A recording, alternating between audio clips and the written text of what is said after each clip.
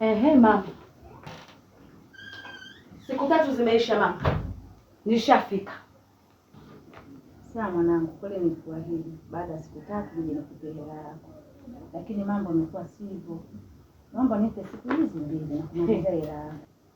Hebu heshimu makubaliano na kuheshimu ujue. Mimi kazi ya nenda arudi, hunipi nauli nini? Tumepatana siku 3 zimeisha, naomba hela yangu.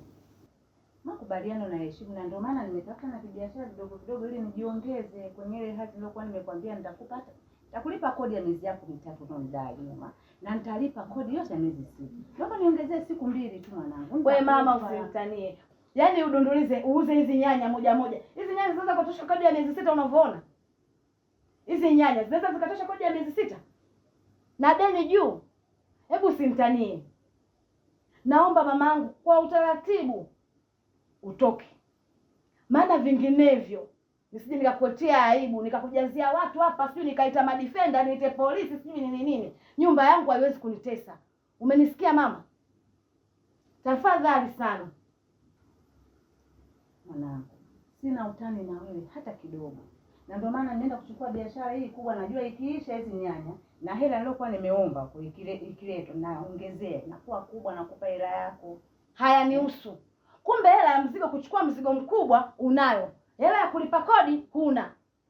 Yaani wewe umejaza minyanya tu mundani, minyanya yenyewe haina faida. Ingekuwa na faida singekuwa ushalipa kodi.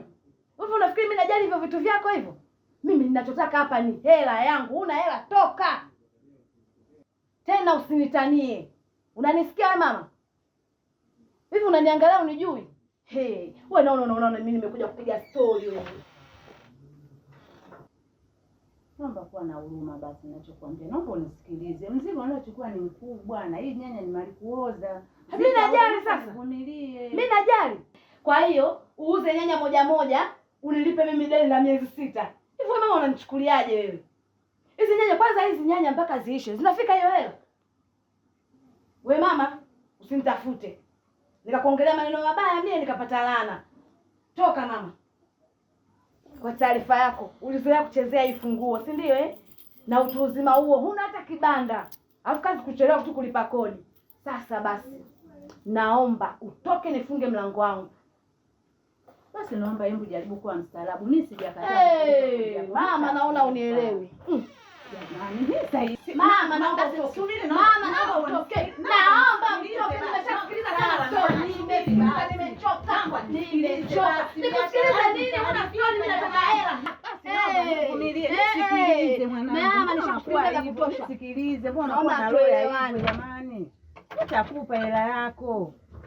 Ukinipa hela ndio utakuja kuchukua hivi vitu vyako. Jenga yako hadi umri huo una nyumba. Ala. Aka kuangaishana tu hapa.